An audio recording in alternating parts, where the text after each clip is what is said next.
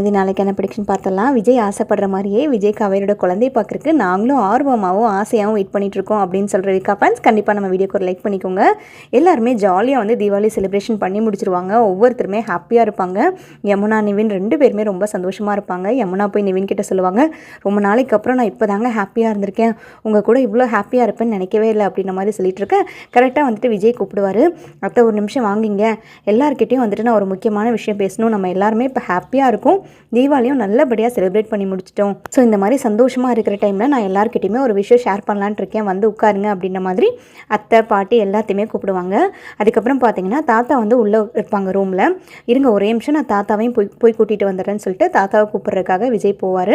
அந்த டைமில் பார்த்தீங்கன்னா கங்கா வந்து காவேரி கிட்ட கேட்பாங்க, என்னடி விஜய் வந்து திடீர்னு ஏதோ விஷயமெல்லாம் பேசணும்னு சொல்கிறாரு, எதை பற்றி என்ன விஷயம் அப்படின்ற மாதிரி கேட்க, இருக்கா வெயிட் பண்ணுக்கா, அவரே வந்து சொல்லட்டும், தாத்தா வரட்டும் அப்படின்ற மாதிரி காவேரியும் சொல்லுவாங்க.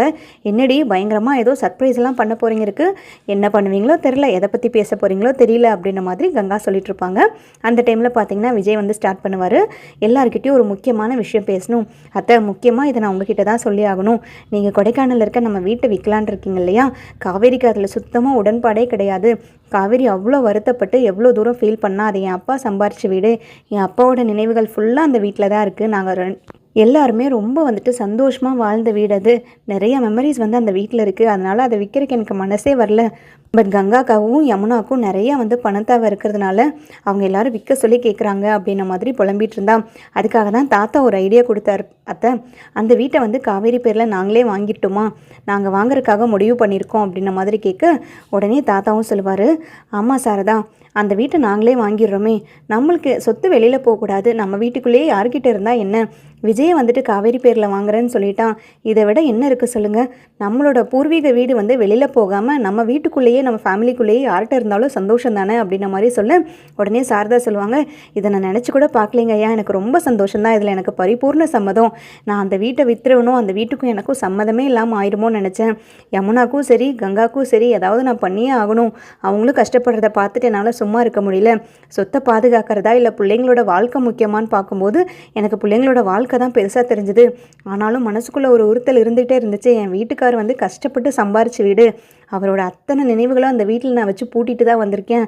இப்போ வந்து காவேரியே வாங்குறாங்க போது எனக்கு பரிபூர்ண சம்மதம், அந்த வீடு வந்து நம்மளுக்கு இருந்தால் எனக்கும் சந்தோஷம் தான், அதே மாதிரி தான் நானும் யோசிக்கிறேன்னு சாரதா சொல்ல, உடனே விஜய் சொல்லுவார், ஆனால் ஒரே ஒரு விஷயம் சொல்லிக்கிறத, அந்த வீடு மட்டும்தான் காவேரி பேரில் மாறப்போதே தவிர அந்த வீட்டில் இருக்க முழு உரிமை எப்போவுமே உங்களுக்கு மட்டும்தான் இருக்கும். அந்த வீட்டுக்கு எப்போவுமே வந்துட்டு மெயினான ஆள் யாருன்னு பார்த்தீங்கன்னா நீங்கள் தான், எல்லா உரிமையும் உங்களுக்கு தான் இருக்குது.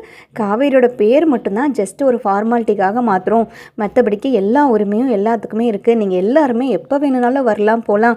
அந்த வீடு காவேரி வாங்கிட்டாலே இல்லை விஜய் வாங்கிட்டாலோன்னு சொல்லிட்டு யோசிக்கவே வேண்டாம், புரிஞ்சுதா அப்படின்ற மாதிரி கேட்க, உடனே பாட்டி ரொம்ப சந்தோஷம் தம்பி, இந்த மாதிரி மனசெல்லாம் யாருக்குமே வராது, தான் பொண்டாட்டி வந்து ஆசைப்பட்டாங்கிறதுக்காக அந்த வீட்டையும் வாங்கிட்டு அந்த வீட்டில் வந்து எல்லாத்துக்கும் உரிமை இருக்குது, காவேரியோட பேர் மட்டும்தான் மாறி இருக்குன்னு சொல்கிறீங்கல்ல, இந்த மனசுக்காகவே காவேரியும் சரி நீயும் சரி நல்லா இருப்பீங்க அப்படின்ன மாதிரி ரொம்ப ஃபீல் பண்ணி பாட்டி அழுவாங்க.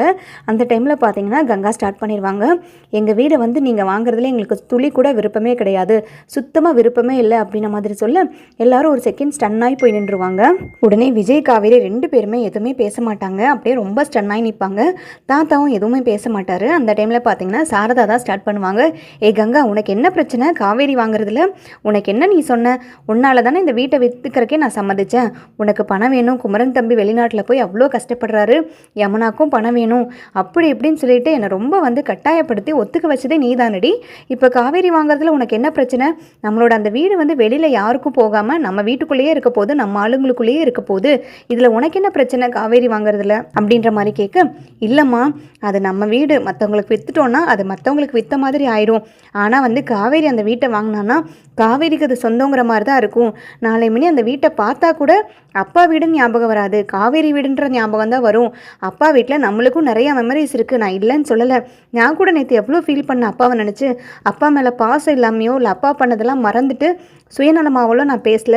இதுவே மற்றவங்க வாங்கியிருந்தாங்கன்னா அட்லீஸ்ட் அப்பாவோட வீடு இது நம்மளோட வீடுன்ற அந்த ஒரு ஞாபகமாவது இருக்குமே தவிர, இப்போ காவேரி வாங்கிட்டான்னா அப்பாவோட வீடுன்ற பேரே மாறி அது காவேரியோட வீடுன்ற மாதிரி தானே எல்லாத்துக்கும் ஞாபகத்துக்கு வரும். அங்கேருந்து நல்ல மெமரிஸ் எல்லாமே வந்துட்டு ஞாபகப்படுத்த முடியாது. அதுவும் போக ஃப்யூச்சரில் நான் அதை பற்றி யோசிச்சுன்னா ஏன் நம்மளால் அந்த வீட்டை வாங்க முடியல, அப்பாவோட வீடை நம்மளே வாங்கியிருந்துருக்கலாமே அப்படின்ற மாதிரி எனக்கும் யோசனை வராதா? நான் ஒருவேளை நான் நல்லா சம்பாரித்து நல்லா இருக்கிற காலத்தில் நான் அதை நினச்சி ஃபீல் பண்ணக்கூட வாய்ப்பு இருக்குது. இதெல்லாம் தான் யோசிச்சு சொல்கிறேன், அது ஒர்க் அவுட் ஆகாது அப்படின்ற மாதிரி சொல்ல உடனே யமுனாவும் கரெக்டுக்கா, நானும் அதே தான் யோசிக்கிறேன். நானும் வந்துட்டு ஃப்யூச்சரில் செட்டில் ஆனேன்னா அப்பாவோட வீடு காவேரி அக்காவுக்கு போயிடுச்சு, எனக்கு வரல, என்னால் வாங்க முடியல, எனக்காக இந்த உரிமையும் அங்கே கிடையாதுன்ற மாதிரி தான் நானும் யோசிப்பேன். இதில் எனக்கும் விருப்பம் இல்லைன்னு யமுனாவும் சேர்ந்து ஜாலரா அடிக்க உடனே நிவின், ஏ யமுனா என்ன பேசிகிட்டு இருக்க நீ? முதலாவது உனக்கு எதுக்கு பண தேவை இருக்குது? உன்கிட்ட விற்கிறதா வந்துட்டு பேசிக்கிட்டு இருக்காங்க, அதுக்கு என்ன அர்த்தம் யமுனா? எனக்கு சுத்தமாக புரியல அப்படின்ற மாதிரி நிவின் கேட்க, இல்லைங்க நீங்களும் பிஸ்னஸ் ஸ்டார்ட் பண்ணணும், உங்களாலே ஏதாவது பண்ணணும் தானே யோசிச்சுட்டு இருக்கீங்க, எவ்வளோ பேங்க்கில் வந்துட்டு லோனுக்காக அலைஞ்சிட்டு இருக்கீங்க, நானும் பார்த்துட்டு தான் இருக்கேன். அதனால தான் என்னால் முடிஞ்ச ஏதாவது ஹெல்ப் பண்ணலாம், இந்த வீட்டிலேருந்து வர காசை வந்துட்டு உங்ககிட்ட கொடுக்கலாம், உங்கள் பிஸ்னஸ்க்கு வந்து நானும் ஆஸ் அ ஒய்ஃபாக வந்து ஹெல்ப் பண்ணலான் தான் சொல்லி அம்மாட்ட போய் பணம் கேட்டேன் அப்படின்ற மாதிரி சொல்ல, உனக்கு கொஞ்சமாவது அறிவு இருக்கா? நீ லூஸா? இவ்வளோ பேர் இருக்காங்களேன்னு பார்க்குறேன், என்னை கெட்ட கோவத்துக்கு ஆளாக்காத, இந்த மாதிரி தேவையில்லாமல் யோசிக்காத, தேவையில்லாமல் பண்ணாத, நான் எவ்வளோ தடவை சொல்லியிருக்கேன். அத்தை தயவு செய்து நான் மன்னிச்சிருங்க அத்தை, நீங்கள் கொடுக்குற பணத்தை வந்து கண்டிப்பாக நான் வாங்க மாட்டேன். என் அப்பா அம்மா கிட்ட இருந்து கூட ₹1 வாங்கக்கூடாது, என் சொந்த காலில் நான் நிற்கணும். என்னால் முடிஞ்ச வரைக்கும் என்னோட பிஸ்னஸ்க்கு நான் மட்டுமே ஹெல்ப் பண்ணி என்னால் என்ன முடியுமோ அதை பண்ணி என் கெரியரில் வந்து சக்ஸஸ் ஆகணும்னு சொல்லி தான் நான் எல்லாமே பிளான் பண்ணிக்கிட்டு இருக்கேன். யமுனா கிட்டேருந்து பணம் வாங்கி நான் கண்டிப்பாக அந்த பிஸ்னஸை பண்ண மாட்டேன். அப்படி ஒரு பிஸ்னஸ் பண்ணுற மாதிரி இருந்தால் நான் கண்டிப்பாக அதை செய்யக்கூட மாட்டேன் அப்படின்ற மாதிரி சொல்ல, இல்லை தம்பி பிஸ்னஸ்க்காக மட்டும் நான் யோசிக்கல, யமுனாவை கல்யாணம் பண்ணி கொடுத்ததுலேருந்து எங்கள் வீட்டு சைட்லேருந்து நாங்களும் எதுவும் செய்யலைல்ல, அவளுக்கு அதுவே ஒரு மாதிரி மரியாதை குறைவாக இருக்கலாம்னு நினைக்கிறா. அந்த ஒரு காரணத்துக்காக தான் நான் என்னால் முடிஞ்சது ஏதாவது யமுனாவுக்கு பண்ணணும் அப்படின்ற மாதிரி யோசிச்சேன் தம்பி அப்படின்ற மாதிரி சொல்ல, தயவு செய்து மன்னிச்சிடுங்க அத்தை, நான் கண்டிப்பாக அந்த மாதிரி யோசிக்கக்கூடிய ஆள் இல்லை. நீங்கள் கொடுக்குற எதையுமே நான் வாங்க மாட்டேன். நீங்கள் பொருளாக கொடுத்தாலும் சரி, நீங்கள் அதை எந்த மூலியமாக கொடுத்தாலும் சரி, நான் எதுவுமே வாங்க மாட்டேன். அதை மட்டும் நான் கிளியராக சொல்லிக்கிறேன். என்னாலேயோ இல்லை யமுனாவாலேயோ இந்த வீடு விற்கிற மாதிரி உங்களுக்கு ஐடியா வந்துச்சுன்னா தயவு செய்து அந்த ஐடியாவை இப்போவே ஸ்டாப் பண்ணிடுங்க. எங்களுக்காக நீங்கள் இதெல்லாம் யோசிக்க வேண்டாம் அப்படின்ற மாதிரி சொல்ல, காவேரி உடனே சந்தோஷப்பட்டு சிரிப்பாங்க. இதுதான் நிவின். நான் ஏற்கனவே சொன்னல, நிவின் அந்த மாதிரிலாம் கேட்டிருக்க மாட்டாருன்னு நினச்சேன். கரெக்டாக ஆயிடுச்சு அப்படின்ற மாதிரி காவேரி யோசிச்சுட்டு இருப்பாங்க. அந்த டைமில் பார்த்தீங்கன்னா சாரதா வந்து கங்காட்ட பேசுவாங்க. கங்கா நீ தான் சொல்லி ஆகணும், நீ என்ன தான் சொல்கிற? இப்போ தெளிவாக வந்துட்டு நிவின் தம்பி சொல்லிட்டாரு, அந்த வீட்டை விற்று வர பணத்தை வந்துட்டு கண்டிப்பாக அவர் எதிர்பார்க்க மாட்டார், நம்மளே வந்துட்டு கட்டாயப்படுத்தி கொடுத்தாலுமே வாங்க மாட்டார். இதுக்கு மேலே நீ அந்த வீட்டை விற்கணும்னு சொல்கிறியா? ஏன்னா இப்போ உன் ஒரு ஆளுக்கு தான் அந்த வீட்டை விற்கிற மாதிரி இருக்கும். அப்படியே அந்த வீடு விற்றாலும் நான் காவேரிக்கு மட்டும்தான் விற்பேன், நான் அதையுமே தெளிவாக சொல்லிடுறேன். நீ சொல்கிற மாதிரியால் ஆர்டருக்கு நான் ஒன்றும் பொண்ணு கிடையாது, நீ என்னோட பொண்ணு. நானாடி உன்னை கஷ்டப்பட சொன்னேன், அது வேணும் இது வேணும்னு சொல்லி ஆசைப்பட வச்சேன். ஏண்டி நீயா ஒன்று பண்ணிக்கிட்டு இப்போ வந்து எல்லாருமே வந்து ஒத்து போகிறாங்கன்றதுக்காக நீ உஷ்டத்துக்கு வந்துட்டு அதை இதே சொல்லிக்கிட்டு இருப்பியா? நான் இப்போவே தெளிவாக சொல்கிறேன், ஒன்று நீ அந்த வீட்டை வந்து விற்கிறதுக்கு சம்மதிக்கக்கூடாது, அந்த வீட்டை விற்கிற நியாயத்தையே வந்து இனிமேல் பேசக்கூடாது. அப்படியே வந்து அந்த வீட்டை விற்கணும்னா நான் காவேரிக்கு மட்டும்தான் விற்பேன். இதுதான் என்னோட கடைசி முடிவு. இதுக்கு மேலே நீ அதை பற்றி பேசவே கூடாது. நீ என்னங்கிறத யோசிச்சு தீர்க்கமான முடிவாக நீ சொல்லு அப்படின்ற மாதிரி சொல்ல, எதுவுமே பேச மாட்டாங்க. கங்கா எந்திரிச்சு போயிடுவாங்க. உடனே விஜயும் காவேரி ரொம்ப ஃபீல் ஆயிடுவாங்க. இல்லத்தை சாரியத்தை அதை வாங்கணுன்ற ஆசையெல்லாம் எங்களுக்கு கிடையாது. காவேரியோட ஒரே விஷயம் என்னென்னா, அந்த வீடு வந்து எங்கேயுமே வெளியில் போயிடக்கூடாது, நம்ம வீட்டோட ஆளுக்குள்ளேயே தான் இருக்கணும். அவங்க அப்பாவோட மெமரிஸ் வந்து நிறைய அவள் ரீகால் பண்ணிகிட்ருக்காங்க, அதுக்காக மட்டும்தான் நாங்கள் அப்படி யோசித்தோம், மற்றபடிக்கு ஒன்றுமே கிடையாது அப்படின்ற மாதிரி சொல்ல, உடனே தாத்தா சொல்லுவாங்க, இங்கே பாருங்கள் சாரதாம்மா, ஏன் வந்து கங்கா இப்படி சொல்கிறாங்கன்றது எனக்கு புரியல. சின்ன சிரிச்சுங்க, அவங்க வேறு மாதிரி யோசிப்பாங்க, நம்ம வேறு மாதிரி யோசிப்போம். அவங்களோட ஏஜுக்கு அவங்க ஏற்ற மாதிரி யோசிக்கிறாங்க. ஆனால் காவேரி மாதிரி ஒரு பொண்ணை வந்து கண்டிப்பாக உங்கள் வயிற்றில் பிறந்ததுக்கு நீங்கள் ரொம்பவே வந்து பாக்கியம் பண்ணியிருக்கணும். தான் அப்பாவோட சொத்து வெளியில் போயிடக்கூடாதுன்னு அவள் தான் அவ்வளோ தூரம் வந்துட்டு யோசிச்சா. எல்லாரோட சூழ்நிலை இருந்து எல்லாரை பற்றி யோசிக்கக்கூடிய ஒரே ஆள் பார்த்தீங்கன்னா காவேரி தான். அதனால் என்னமோ காவேரிக்காக விஜய் எல்லாமே யோசிக்கிறான். எப்படியோ போகட்டும், நீங்கள் வந்துட்டு என்னன்றதை முடிவு பண்ணி சொல்லுங்கள். கங்காவுக்கு என்ன விருப்பமோ அதே மாதிரி பண்ணிக்கலாம். நம்ம வந்துட்டு யாரையும் கஷ்டப்படுத்தக்கூடாது. கஷ்டப்படுத்தி வேணுங்கிறதுக்காக அந்த சொத்தை நாங்கள் வாங்கணும்னு ஆசைப்படல. அது வந்து வெளியில் போகாமல் இருந்தால் அதுவே போதும்னு தான் பார்த்தோம். இப்போ வந்து அதில் யாருக்குமே விருப்பம் இல்லைன்னா கண்டிப்பாக நம்ம அதை அதை பண்ண வேண்டாம். இது இல்லைன்னா காவேரிக்கு வேறு ஏதாவது விஜய் வாங்கி தர போகிறான். வேறு ஏதாவது வீடோ அப்பார்ட்மெண்ட்டோ இல்லை வேறு ஏதாவது சைட்டோ வந்துட்டு விஜய் வாங்கி தர போகிறான். இதில் என்ன இருக்குது சொல்லுங்கள் அப்படின்ன மாதிரி கேட்க, உடனே சாரதா, உங்களோட நல்ல மனசு எனக்கு புரியுதுங்க. ஆனால் வந்துட்டு எனக்கு அப்படி எதுவுமே கொடுத்து வைக்கல பாருங்கள், எல்லாத்துலேயும் பிரச்சனை தான் வரணுன்ட்டு இருக்கு அப்படின்ற மாதிரி ரொம்ப சங்கடப்பட்டுட்டு சாரதாவும் எந்திரிச்சு போயிடுவாங்க. அந்த டைமில் பார்த்தீங்கன்னா விஜய் காவேரி 2 பேருமே ரொம்ப ஃபீல் ஆயிடுவாங்க. ஏங்க அக்கா இப்படி பண்ணுறாங்க, எனக்கு சுத்தமாக அக்கா பண்ணுறது பிடிக்கவே இல்லை, கொஞ்சம் கூட ஒரு மனசாட்சியே இல்லாமல் அவள் பேசுகிறா பாருங்களேன். அந்த வீட்டையும் விற்கணும், அந்த வீட்டை வந்து நான் வாங்காமல் அடுத்தவங்களுக்கு அது போகணும், நம்மளுக்கும் அந்த வீட்டுக்கும் எந்த சம்மந்தமே இருக்கக்கூடாது அப்படின்ற மாதிரி யோசிக்கிறதுலாம் என்னங்க கேரக்டர், எனக்கு சுத்தமாக பிடிக்கல, எனக்கு ரொம்ப அழுகையாக வருது விஜய் அப்படின்ற மாதிரி சொல்ல, தயவுசெய்து நீ எதுவும் ஃபீல் பண்ணாத காவேரி, ஒவ்வொருத்தரும் ஒவ்வொரு மாதிரி இருப்பாங்க. உன் கேரக்டர் வந்து கங்காவுக்கு வந்துடாது, கங்காவோட கேரக்டர் உனக்கு வந்துடாரு. உன்னோட தாட் ப்ராசஸ் ஒரு மாதிரி இருக்கும், கங்காவோட தாட் ப்ராசஸ் ஒரு மாதிரி இருக்கும். நம்ம யாரையுமே ஈஸியாக ஜட்ஜ் பண்ணிடவே முடியாது. ஒவ்வொருத்தரும் ஒவ்வொரு மாதிரி, அவங்களோட பாயிண்ட் ஆஃப் வியூவில் அது கரெக்டாக இருக்கும், பட் நம்மளோட பாயிண்ட் ஆஃப் வியூவில் தப்பாக இருக்கும். ஆனால் நம்ம மனசாட்சிக்கு விரோதம் இல்லாமல் நான் நடந்துக்கணும், அதுதான் வந்துட்டு கரெக்டான நியாயம் அப்படின்ன மாதிரி சொல்லிட்டு, நீ எதுவும் ஃபீல் பண்ணாத. இப்போதைக்கு வந்து அப்பாவோட வீடு எங்கேயுமே போகாது, வீட்டை விற்கவும் மாட்டாங்க, அப்படியே விற்றாலும் அது நம்மளுக்கு தான் சொல்லி அத்தையே சொல்லிட்டாங்கல்ல. இதுக்கு மேலே நீ எதுக்குமே யோசிக்காத, பயப்படாத, இதை ஃப்ரீயாக விடு. நம்ம தீபாவளியை செலிப்ரேட் பண்ணுவோம். கங்காவோட கேரக்டர் தான் இப்படி நம்ம எல்லாத்துக்கும் ஆல்ரெடி தெரியும்ல, அப்புறம் என்ன விடு அப்படின்ன மாதிரி சொல்ல, நீங்கள் நிவின் கூட பார்த்தீங்களா அவரும் எப்படி யோசிக்கிறாருன்னு, அவருமே கிட்டத்தட்ட நம்மள மாதிரி தான் யோசிக்கிறாரு பாருங்களேன். அப்பா கஷ்டப்பட்டது, அங்கே வளர்ந்தது, பிடிச்சது எல்லாமே நிவினுக்கும் தெரியும். அந்த ஒரு அண்டர்ஸ்டாண்டிங்கில் தான் நிவின் கூட காசே எனக்கு வேண்டாம் அப்படியே நீங்கள் கட்டாயப்படுத்தி கொடுத்தா கூட வேண்டான்னு சொல்லிட்டாரு. ஆனால் வந்து அந்த மனசு யமுனாக்கோ இல்லை கங்காக்காக்கோ வரல பார்த்தீங்களா. இதெல்லாம் நான் என்ன சொல்கிறதுனே தெரியலங்க. நான் எவ்வளோ தூரம் வந்துட்டு அவங்களுக்காக யோசித்தாலும் அவங்க எனக்காக ஒரு செகண்டு கூட யோசிக்க மாட்டேங்கிறாங்க. இதெல்லாம் நினைக்கும் போது தான் எனக்கு ரொம்ப வெறுப்பாக இருக்குது அப்படின்ன மாதிரி சொல்ல, நீ ரொம்ப டென்ஷன் ஆகாத, ஃப்ரீயாக விடு, பார்த்துக்கலாம் அப்படின்ன மாதிரி விஜய் வந்து காம்ப்ரமைஸ் பண்ணுவாங்க காவேரியை. உடனே நிவின் வந்து யமுனாவை தனியாக கூட்டிகிட்டு போய், இப்போ தான் கொஞ்சம் கொஞ்சமாக என் மனசை மாற்ற ட்ரை பண்ணிகிட்ருக்கேன், இப்படி கேவலமாக யோசிச்சு நீ உன் பேரை நீயே கெடுத்துக்காத. உன்கிட்ட நான் பணம் கேட்டேன்னா காவேரி எப்படி யோசிக்கிறா, உன் அப்பா வீட்டை எக்காரணத்து கொண்டும் வெளியில் விட்டுறக்கூடாது, அப்பா அம்மா சம்பாரித்து கஷ்டப்பட்டு வாங்கினது. பட் நீ எப்படி யோசிக்கிற, உன்னோட கேரக்டர் உன்னோட தாட் ப்ராசஸ் அப்படியே வேறு மாதிரி இருக்குது. இதனால தான் யமுனா உன்னை எனக்கு சுத்தமாக பிடிக்கல. உன் கேரக்டர் கம்ப்ளீட்டாக வேறையாக இருக்குது. நான் எப்போவுமே மற்றவங்களுக்காக யோசிக்கக்கூடியவன், பட் நீ எப்பவுமே உனக்காக யோசிக்கக்கூடியவ. உனக்கும் எனக்கும் அதனாலேயே ஒத்து போக மாட்டேங்குது. நீ எப்போ என் கேரக்டர் மாதிரி மாறுறியோ அப்போ தான் நான் உன்னை கம்ப்ளீட்டாக ஏற்றுக்குவேன்.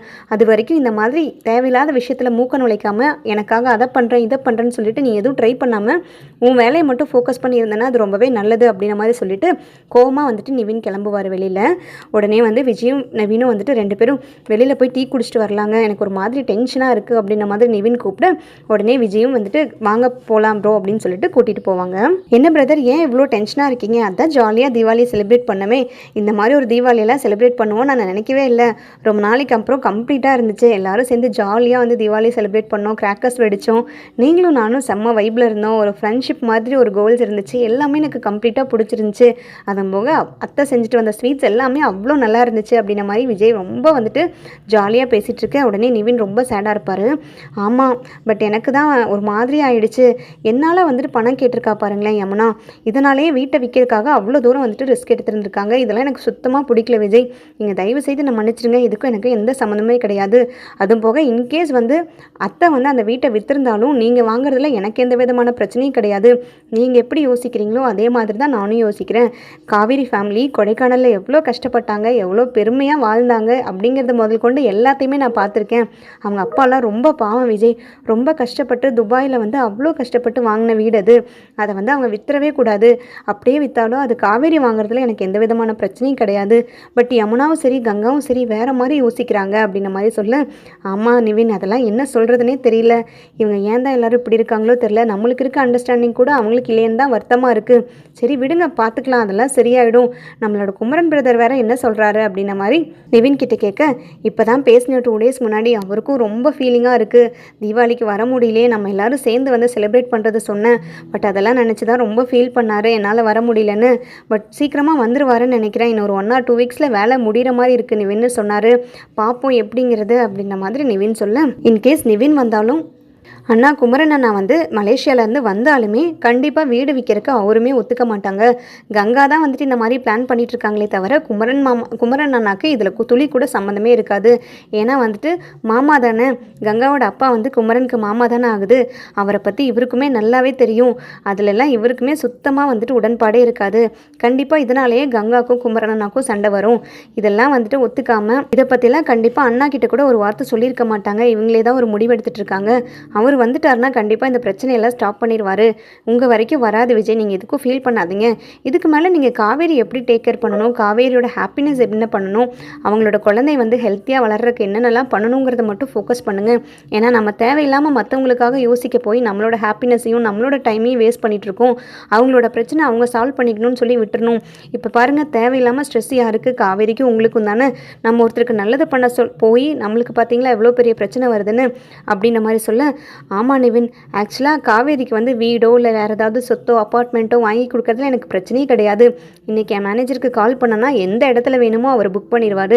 பட் காவேரிக்கு அவங்க அப்பாவோட வீடு வெளியில் போகக்கூடாது, அதை வாங்கணும்னு அவ்வளோ ஆசைப்பட்டதுனால தான் நான் இவ்வளோ ரிஸ்க் எடுத்து வந்துட்டு தாத்தாக்கிட்டே பேசி எல்லாமே ஓகே பண்ணி அத்தைக்கிட்ட வரைக்கும் பேசினேன். பட் கடைசியில் வந்து கங்கா இப்படி ஜம்ப் அடிப்பாங்க நான் நினைக்கவே இல்லை. இவங்கெல்லாம் இப்படி பேசுவாங்கன்னு நான் ஒரு செகண்டு கூட யோசிக்கவே இல்லை. எல்லாரும் சந்தோஷப்படுவாங்க, எஸ்பெஷலி அத்தைக்கு ரொம்ப சந்தோஷமாக இருக்கும்னு தான் நான் இந்த முடிவு எடுத்தேன். பட் கடைசியில் இப்படியெல்லாம் மாறும்னு நான் நினைக்கவே இல்லை. சரி ஓகே, அவங்களோட தாட் ஒரு மாதிரி இருக்குது, லெட்ஸ் சீ அப்படின்ற மாதிரி விஜய் சொல்லுவார்.